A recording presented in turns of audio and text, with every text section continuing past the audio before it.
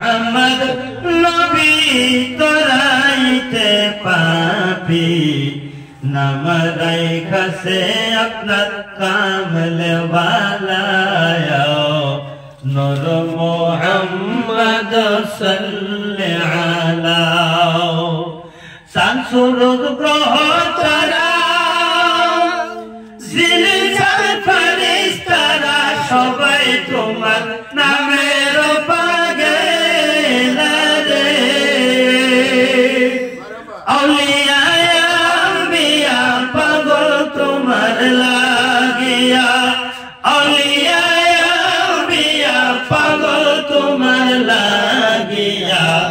গলে করিল প্রেম মায়ালা রে নূর মুহাম্মদ সাল্লাল্লাহু আলাইহি আয় মুহাম্মদ নবী করাইতে পাপি নামরাই কাছে আপনার কামলে বালায়াও নূর মুহাম্মদ সাল্লাল্লাহু আলাইহি আমার বাবার ভাইরা এই যে আমার কাছে বসা আমার হুজুরের আসে যখন রাসূলের কথা বলা হয় যখন নবীর শান গাওয়া হয় সিনাই মানে না কারণ চিনতে পারেছে আমার নবী মদিনাওয়ালা নবী কেমন নবী আমার নবীর পক্ষ থাকলে আমার আল্লাহ কেমন ভালোবাসে আমার নবীকে যদি চাওয়া যায় নবীকে যদি ভালোবাসা যায় আমার রব্বুল আলামিন কেমন নাম রেখেছে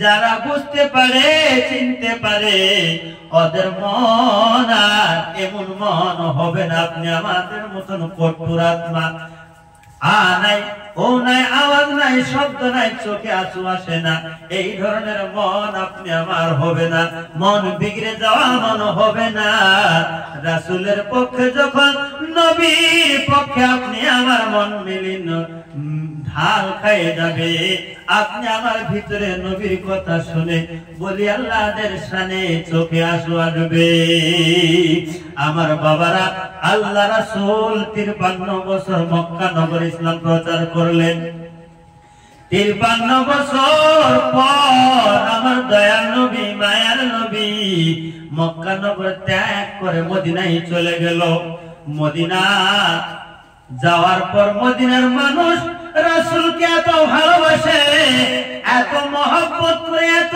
চায় আল্লাহ রাসূলকে এত ভালোবাসা আরম্ভ করলে এই খবর কিন্তু আবু জাহেলের কানে যাইতেছে আবু জাহেলে কয় এর মোহাম্মদ কয় না নাম ধরা হবো আখিরি নবীর নাম ধরা হবো সম্মান কমে যাবে মূর্খ পজিশন কমবে মোহাম্মদ কওয়া যাবে না কাসেমের বাবা রাসূলের শিশু বাচ্চা ইন্তেকাল হয়েছিল শিশুর সময়ের মাঝে ওগুলা নাম ধরে বলে এমুক নাম কাসেমের বাপ আমর মক্কা নগর ছেড়ে মদিনায় চলে গেল এই জায়গায় থাকতে পারলো না এত ভালো এই জায়গায় থাকতে পারলো না এই দেশ ছেড়ে দিল ওই দেশে বলে আবার নতুন ধর্ম প্রচার করতেছে যার নাম বলে ইসলাম দিয়েছেন এই নতুন ধর্ম যা প্রচার করতেছে একে আনো এর সাথে আমরা মোকাবেলা করে দেই একে যদি একবার দুনিয়ায় থেকে বিদায় করে দেওয়া যায়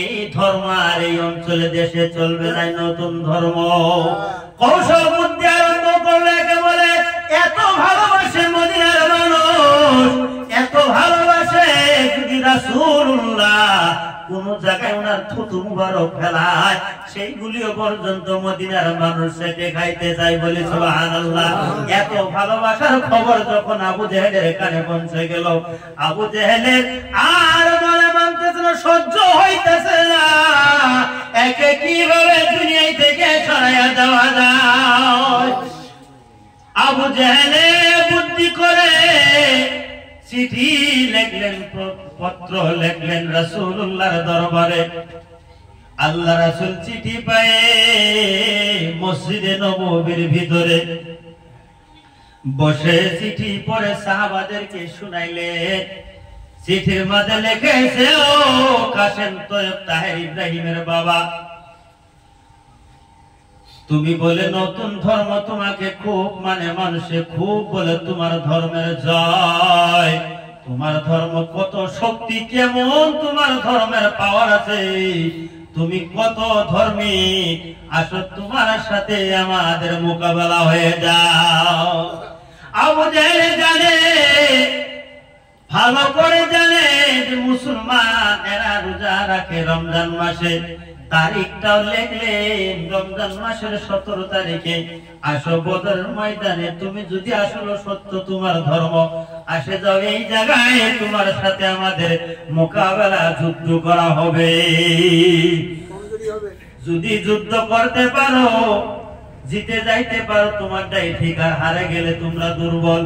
কারণ আবু জেহেল জানে রমজান মাসে মুসলমানের রোজা রাখে 13 তারিখ শেষের দিকে শেষের ভাগে পালিয়েছেন। এতদিন রোজা রাখে রাখে এরা দুর্বল হয়ে যাবে, এদের শক্তিহীন হবে, শক্তি কমে যাবে, এক মাস রোজাদের করতে হয়।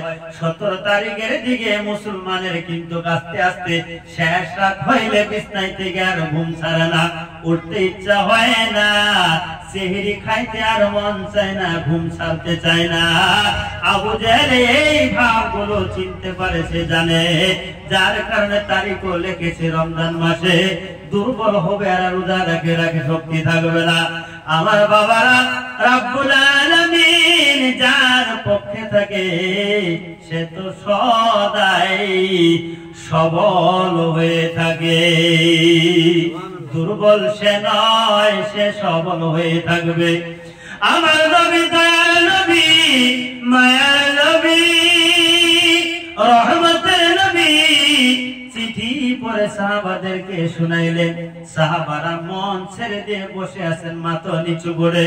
জিবরিল আমিন এসে বলল, সাহাবারা মন ছোট করে বসে আছে, কেউ যুদ্ধের জন্য প্রস্তুত হইতেছেন না।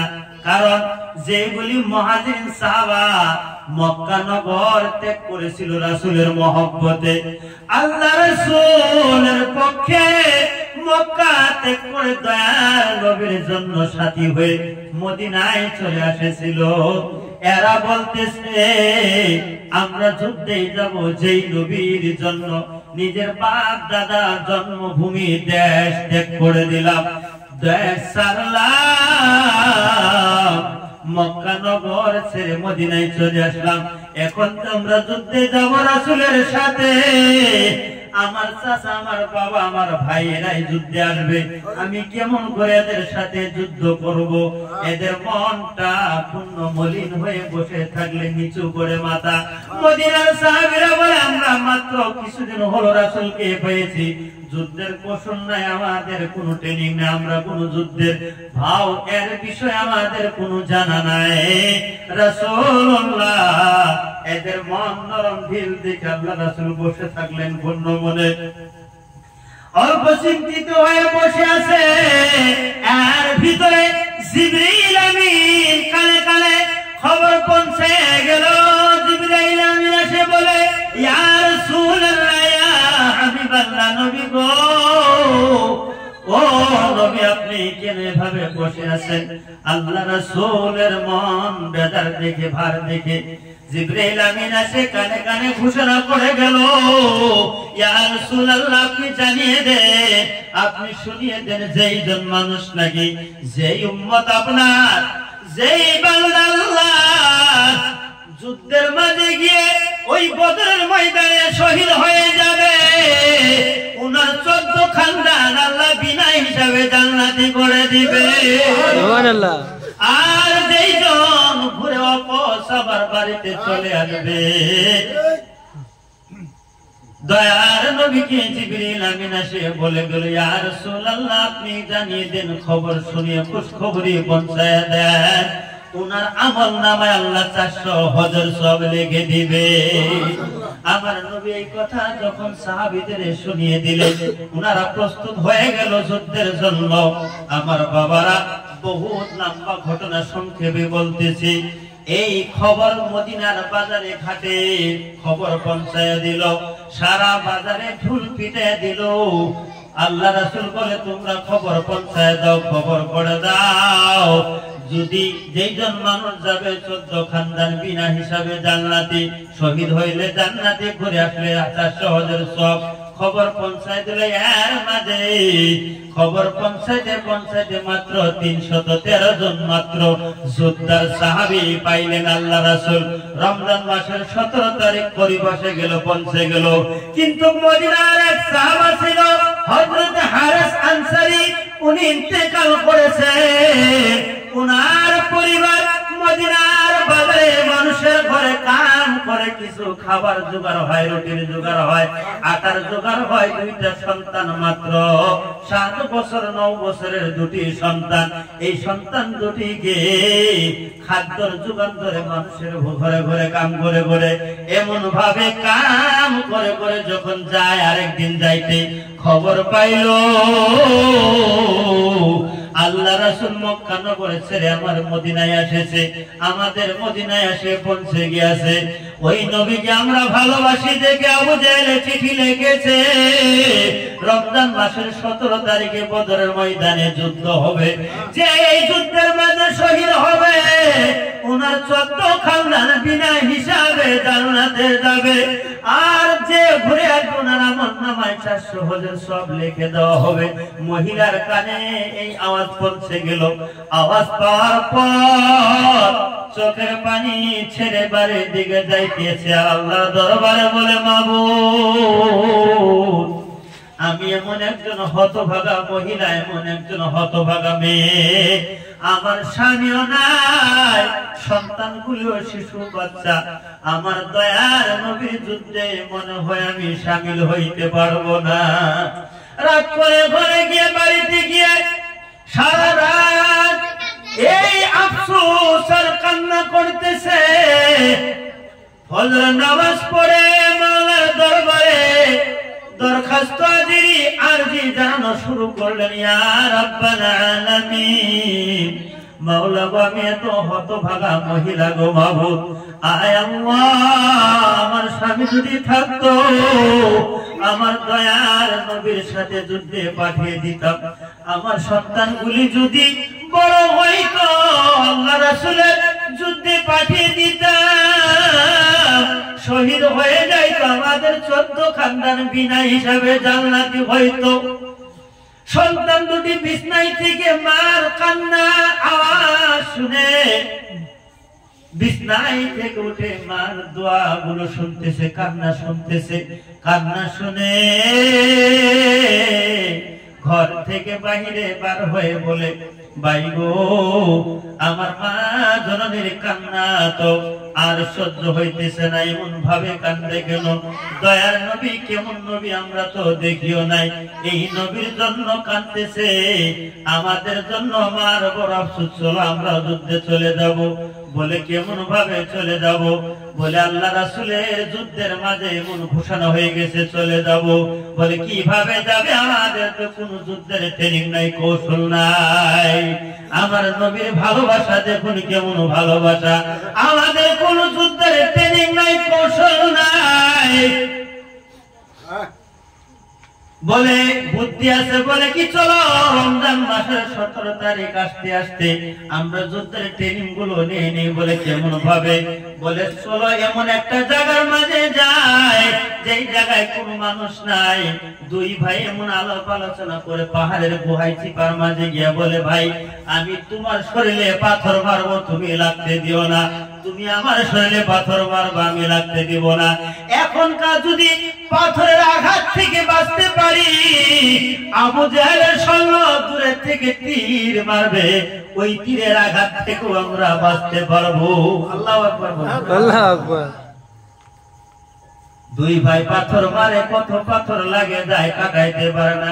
পাথরের দাগ শরীরে পাথর লাগে যায়, কতগুলি কাটে দিয়ে এমন পাথর মারতেছে, কুস্তি যুদ্ধ করতেছে, বাহু যুদ্ধ করতেছে। এইদিকে মা নামাজ পড়ে ঘরে তাকিয়ে দেখে সন্তান দুটি নাই, মনে ভাবেছে বোধহয় বাহিরে গিয়েছে, আবার আসবে, দেখে নাই। খাবার সময় হয়ে গেল, সন্তান নাই। মা মদিনার বাজারে যাবে, সন্তানকে পাইতেছে না। এই বাড়ির পরের বাড়ি, অমুক পশ্চিম বাড়ি, ওর বাড়ি জিগায়, সন্তানকে পায় না। এবার মা জননী এক যুবক যে রাস্তায় দিয়ে ডাক দিয়ে বলে আমার দুইটি সন্তান আছে মনে মন, তোমরা কি দেখেছো? বলে না। মার মনটা তো আস্তে আস্তে ভেঙে উঠতেছে, হায়রে আমার সন্তান কি হলো, বিছনায় থাকে, বিছনা থেকে বার হওয়ার আর নাই। আমি ফজর নামাজ পড়ার পর থেকে সন্তানকে আর দেখি না, আমার সন্তান কোথায় গেল? এই গ্রাম ওই গ্রামে সারাদিন মা সন্তানকে তালাশ করা আরম্ভ করলেন, বিছনানো আরম্ভ করলেন। দুই ভাই এই দিকে যুদ্ধের ট্রেনিং লইতেছে। আমার দয়াল নবী, মায়ার নবী রাহমাতাল লিল আলামিন মানুষ কালেকশন করতেছে, কোন বাড়ি থেকে কয়জন মানুষ যাবে, কোন ঘরে কি যুদ্ধের সামগ্রী দিবে। এই সামগ্রীগুলো আল্লাহ রাসূল এক জায়গায় গঠিত জড়ো করে। আল্লাহ রাসূল সারাদিন বালুচর মরুভূমি জায়গা হাঁটে, খিদার জ্বালায় পানির পিপাসা। আল্লাহ রাসূল মানুষ কালেকশন করে আস্তে আস্তে ওই পাহাড়ের চিপা রাস্তা দিয়ে রওনা হয়েছে। ওই পাহাড়ের গুহা দিয়ে যাইতে এদিকে দুই ভাইয়ের কাজিয়া। রাসূলুল্লাহ ডাক দিয়া বলে, বাবারে তোমাদের কি হয়েছে, এমন কাজিয়া করতেছো কেন? এই কাজিয়া তো তোমাদের ক্ষতি হবে, তোমরা এমন ভাবে কেন কাজিয়া করতেছো? কি রে ফাসাদ লাগেছে, আমাকে বলো আমি মিটিয়ে দিব। সন্তান কয়, হুজুর আপনি চলে যান, আপনাকে বললে কি হবে? আমাদের ফাসাদ, আমাদের কাজের খবর আমরাই জানি, আপনার কাজে আপনি যান। আমার নবী বলে, বাবার এই কাজে তো তোমাদের ক্ষতি হবে, কে কাকে মেরে ফেলবে? সন্তান কয়, হুজুর আপনাকে বললে লাভ নেই, আপনি যান। আমার দয়াল নবী, মায়ার নবী দুই ভাইয়ের কাজিয়া না সারি আল্লাহ রাসূলও যায় না। রাসূলুল্লাহ বলে, বাবা রে ভালো করে বলো, আমি নিশ্চয় তোমাদের কাজিয়া মিটিয়ে দিব, তোমাদের কাজে আমি সমাধান করে দিয়ে যাব। সন্তানে কয়, হুজুর আমাদের কোনই কাজিয়া লাগে নাই, আমাদের কোনো ফাসাদি লাগে নাই। বলে, তাহলে এমন কুস্তি করতেছে কেন? এটা তো দুনিয়ায় থেকে ছিল তোরে বিদায় হওয়া কাজিয়ার মতো কাজিয়া। সন্তান দুটি বলে, হুজুর, হুজুর গো আমাদের কোনো কাজিয়া নয়, আমাদের নবী মক্কা নগরে আল্লাহ রাসূল তাশরীফ আনেছিলেন, জন্মভূমি জায়গা, ওই জায়গায় দয়ার নবী থাকতে পারে নাই। আমাদের মদিনায় এসেছে, আমরা দয়ার নবীকে ভালোবাসি। আমার নবী এমন নবী যাকে দেখলে মন জোড়ায় সব কিছু শীতল হয়, যাকে দেখলে আর কিছু দেখতে ইচ্ছা হয় না। এই নবী আমাদের মদিনায় আমরা ভালোবাসি দেখে আবু জেহেলের চিঠি লেগেছে, রমজান মাসের 17 তারিখে যুদ্ধ হবে।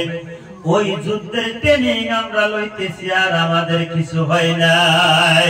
হুজুর গো এই খবর আমার মা জননী পাইছিল, যে খবর আমার মা জননী পাইছে, বাজার থেকে কাম করতে আসছে, ওই যুদ্ধের মাঝে যে যায় শহীদ হবে, ওনার 14 খানদান বিনা হিসাবে জান্নাতে যাবে। আর যিনি ঘুরে আসবে ওনার আমল নামায় আল্লাহ 400 হজের সব লিখে দিবে। আমার মা জননী কাঁদতেছে, রাত দিন আমাদের সিনায় আর মানে না। হুজুর গো আমরা সেই যুদ্ধের ট্রেনিং লইতেছি, আর আমাদের কোনো কাজে লাগে নাই, আমরাও যুদ্ধে যায় শামিল হব। আমার মা জননীর মনের আশা পুরা করব। আমার দয়ার নবী, মায়ার নবী দুই ছেলেকে টান মেরে বুকে জড়ায় নিয়ে বলে, বাবা রে মদিনার বাচ্চা, তোমরা কি সেই জন্য নবীকে দেখেছো, সেই জন্য নবীকে গেছিল?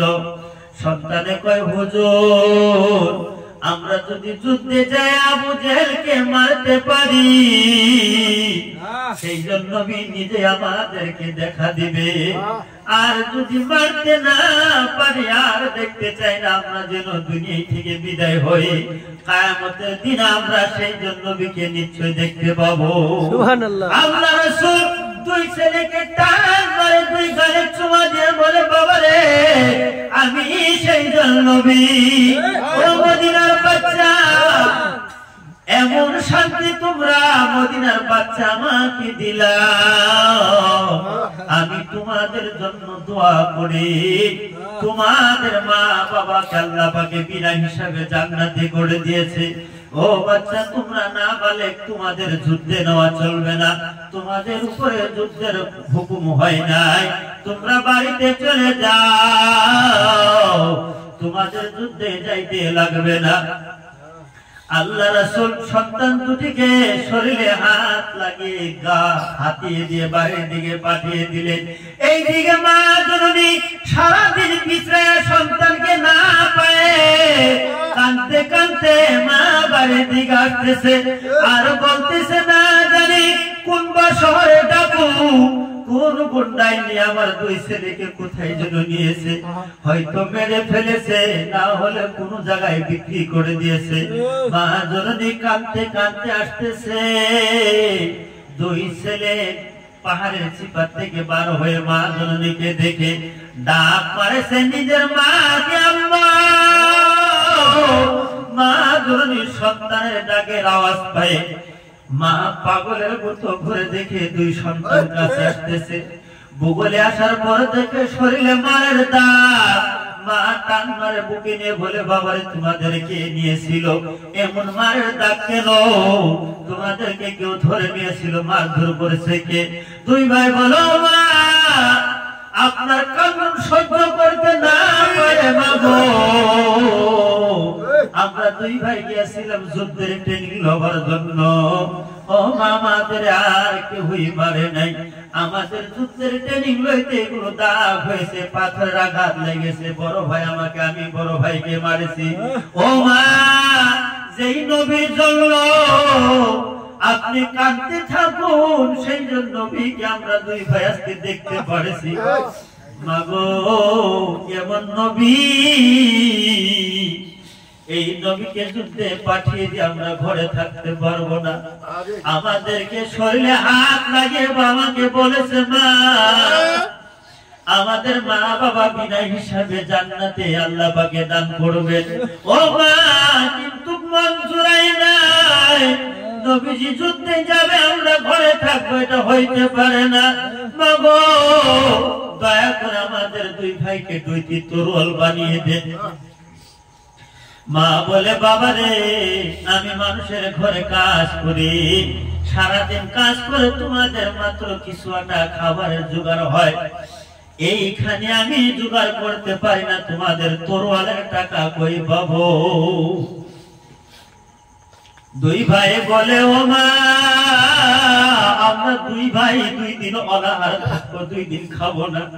মাগো, আমাদের দুই ভাইয়ের 2 দিনের পয়সা দিয়ে 2 দিনে যতগুলি জোগাড় হয়, ওই টাকাগুলি দিয়ে আমাদের দুই ভাইকে দয়া করে 2টি তরোয়াল বানিয়ে দেন। নিশ্চয় মা, আপনার দোয়া কবুল হয়েছে, আপনার মনের আশা পুরা হবে। মা তাই করলেন, বানিয়ে দিলেন। রমজান মাসের 17 তারিখ পৌঁছে গেল। আমার দয়া রাসূল একটা চারেলি বা তিনালি রাস্তার ধারে আল্লাহ রাসূল বসে গেল। এমন ভাবে আল্লাহ রাসূল মানুষ কালেকশন করতেছে, বুড়া মানুষ ঘুরিয়ে দেয়, মহিলা মানুষ ঘুরিয়ে দেয়, শিশু বাচ্চা ঘুরিয়ে দেয়, যুবকগুলি খালি নিতেছেন, বাকিগুলিকে আল্লাহ রাসূল বাড়ির দিকে ফিরিয়ে দিতেছেন। বলে, চলবে না, তোমরা দোয়া করো যুদ্ধের জন্য।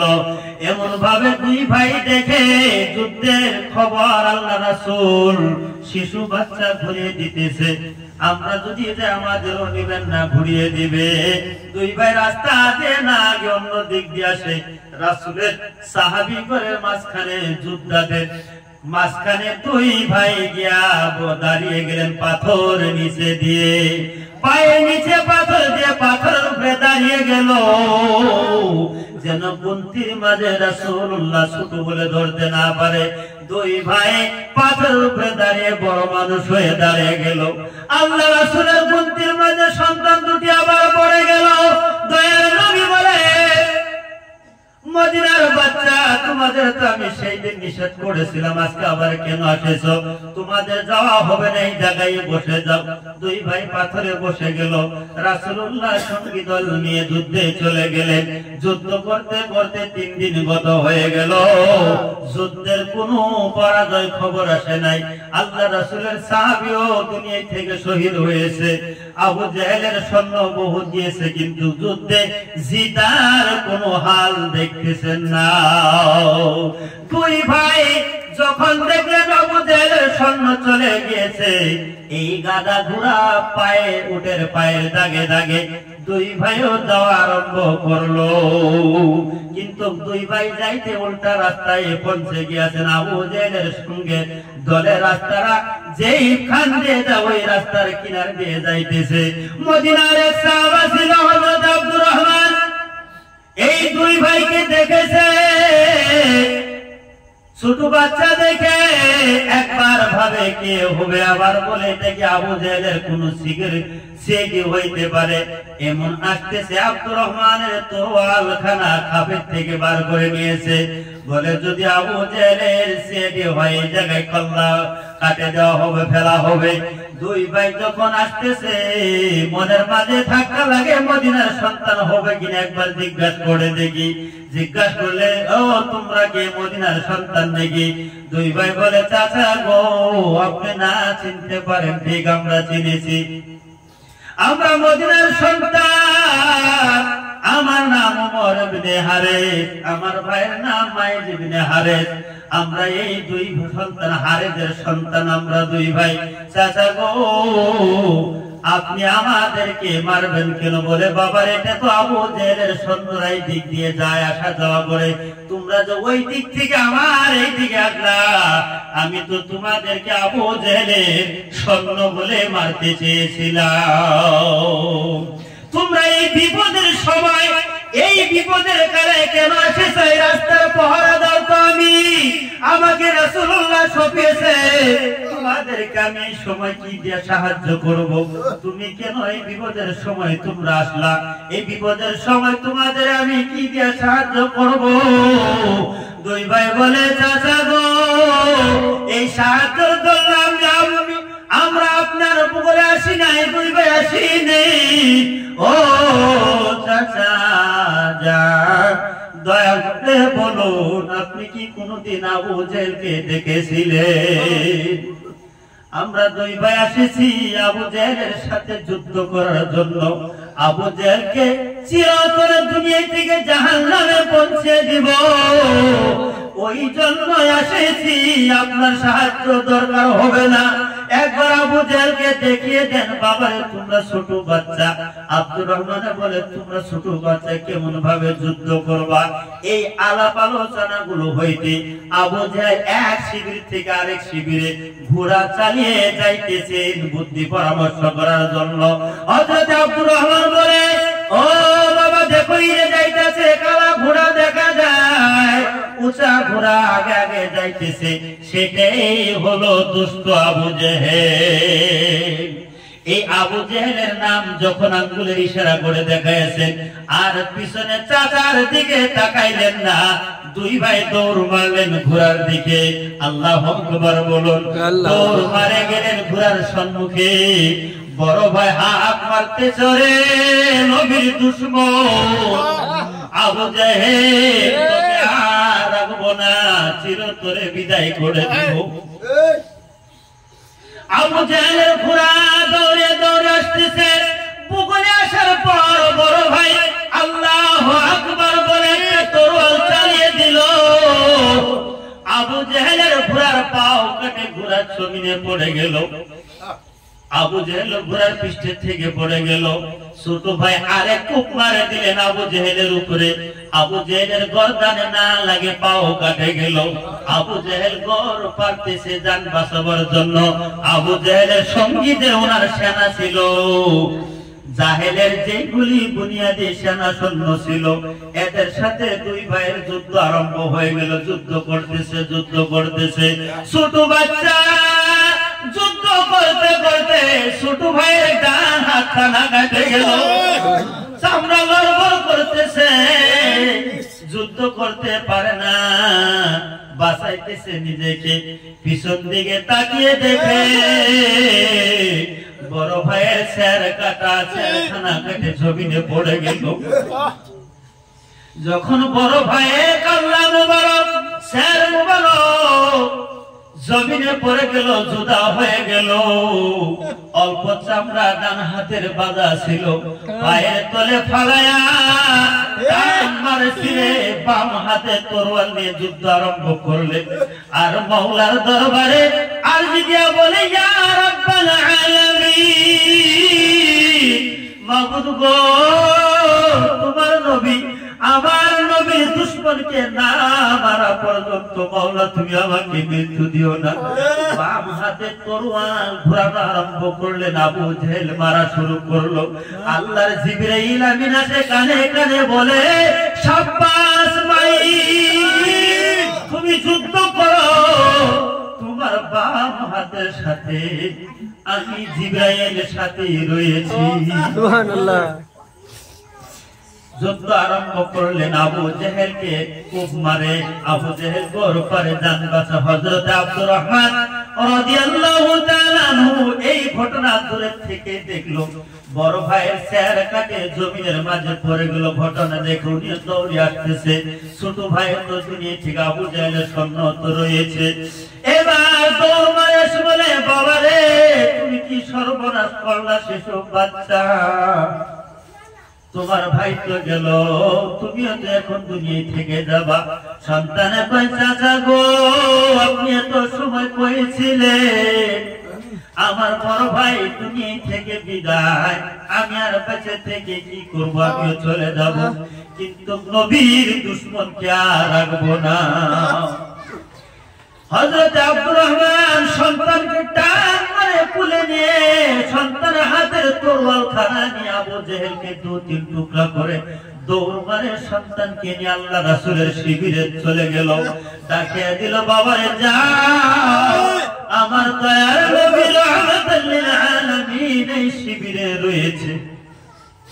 সন্তান গিয়ে দেখে আল্লাহ রাসূল মাওলার দরবারে হাত তুলে দোয়া করতেছে, মাওলা, ইসলামকে তুমি কাফের মালওয়ানের হাতে ধ্বংস করো না। আয় আল্লাহ, তুমি ইসলামকে বেদিনের হাতে ধ্বংস করে দিও না, ইসলামের জয়ী বানিয়ে দাও। এই সন্তান আল্লাহ রাসূলের কাছে গিয়ে বাম হাতে দয়া রাসূলের পাও মুবারক গলায় ধরে বলে, ইয়া রাসূলুল্লাহ, ইয়া হাবিবাল্লাহ, নবী গো, আপনি আর কাঁদবেন না, আপনার ইসলাম আর কখনোই বিফলে যাবে না। হুজুর, আবু জেহেলকে মারে আসছি, ইয়া রাসূলুল্লাহ, আপনার ইসলাম জয়ী হবে, নবী গো, আপনি আর কাঁদবেন না। আমার দয়া রাসূল দোয়া ছেড়ে দিল। ছেড়ে দেখে হাত কাটা। বলে, বাবারে, তোমার হাত কোথায়? বলে, ইয়া রাসূলুল্লাহ, আপনার নামের সাথে আমার হাত কুরবান করে দিয়েছি।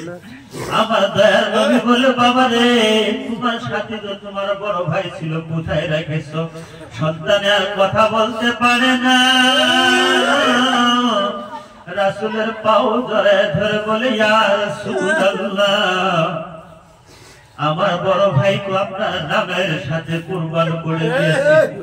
সন্তান বেহুশ হয়ে গেল। এবার দয়ার নবী বলে, দুইটি সন্তান মাত্র, এর মার কাছে আমি কি জবাব দিব? সন্তানকে নিয়ে রাসূলুল্লাহ আল্লাহর দরবারে ফরিয়াদ জানাইলেন, মাওলা গো, এই সন্তানকে তুমি বাঁচিয়ে দাও, একে আর তুমি ধ্বংস করো না, একে ফিরত দিয়ে দাও। হযরতে মায়ের হাত খানানে লাগিয়ে দিয়ে আল্লাহ রাসূলের মুখের থেকে থুথুয়ানে লাগিয়ে দিলেন। সন্তান ভালো হয়ে গেল। আবার নবী বলে, বাবারে, মায়ের বলো, তুমি আমার কাছে থেকে কি চাও? সন্তানে গো, ইয়া রাসূলুল্লাহ, ইয়া হাবিবাল্লাহ, নবী গো, একবার দয়া করে আমার মা বাবাকে আপনার গোলাম বানিয়ে নেন। আমার নবী বলে, বাবারে, তোমার বাবা মা তো বিনা হিসাবে জান্নাতে গিয়েছে, তুমি কি চাও? বলে, ইয়া রাসূলুল্লাহ, আমার আর কিছু লাগবে না, নবী গো, আমার মা বাবা আমি যেন আপনার গোলামি হিসাবে থাকতে পারি, আর কোনো কিছুর দরকার নাই। আমার নবী বলে, বাবা রে মায়ের, আমি নবী মুস্তাফা তোমার জন্য দান হয়ে যাব, তোমাকে কি দিব? এই মায়েরকে এমনি শহরের বাদশাহী বানিয়ে দিয়ে আল্লাহ রাসূল চলে গেল। এইদিকে ঈদের দিন মদিনায় চলে গেল আল্লাহ রাসূল। মদিনার বাচ্চারা আল্লাহ রাসূলের কাছে দৌড়িয়ে দৌড়িয়ে আসলেন। কিছু সাহাবীরা শহীদ হয়েছে নাই, আমার নবীর সম্মুখে আসে বলে, ইয়া রাসূলুল্লাহ, নবী গো, আপনার সঙ্গে আমার বাবাও ছিল, অমুক সন্তানের বাবা ঘুরে আসলো, আমার বাবা কেন নাই? ও নবী, আমাদের খবর কে দিবে, আমাদের কে দেখবে? দয়াল নবী বলে, বাবারে মদিনার বাচ্চা, তোমরা ঘাবড়ে যেও না, তোমরা অধৈর্য হয়েও না, আমি নবী মুস্তাফা তোমাদের বাবা হয়ে তোমাদেরকে আমি রক্ষণাবেক্ষণ করব। আমার নবী রাহমাতুল লিল আলামিনের পক্ষে যারা গেছে, এদের কাহিনী, এদের জীবনী গায়ো আমাদের জিন্দেগি আমরা সাফল্য করতে পারবো। কারণ রাসূলের ভালোবাসা যদি অন্তরে না রাখা যায়, আপনি আমার অন্তরে আমরা কি রাখবো? যার কারণে আমরা তরিকার মাঝে হাত লাগাই, যেন আপনি আমাদের জিন্দেগিটা সাফল্য হয়, মদিনাওয়ালার নবী দিকে থাকে। ঢাল খায় যদি আমরা রাখতে পারি মদিনাওয়ালা নবীর দিকে, আপনি আমার জন্য একবার যদি দয়া রাসূল বলে, এটা আমার গোলাম, এটা আমার পাগল, এই তো আপনি আমার জিন্দেগি সাফল্য হবে। আর যদি যেই জীবনে নবী না পাওয়া যায়, যেই জীবনে নবীর ভালোবাসা না পাওয়া যায়, নবীকে আয়ত্ত করে না নেওয়া যায়, চিনে না নেওয়া যায়, এই জীবনটা আপনি আমার বেকার চলে যাবে। কিয়ামতের দিন কাঠ গড়ায় দাঁড়িয়ে যাব, কে আপনি আমার সুপারিশকারী হবে? যার কারণে আমার হুজুর কিবলা দুজাহানে বলেছিল, বাবা রে, মক্কাতে নবী জন্মেছিল, কিন্তু না চিনলে কি হবে? মদিনার নাম আমরা নিয়ে চোখে মুখে লাগাই, সোনার মদিনা টাইটেল পাইলো। তবে যাই হোক ভাই বন্ধু বাবা সাহেব,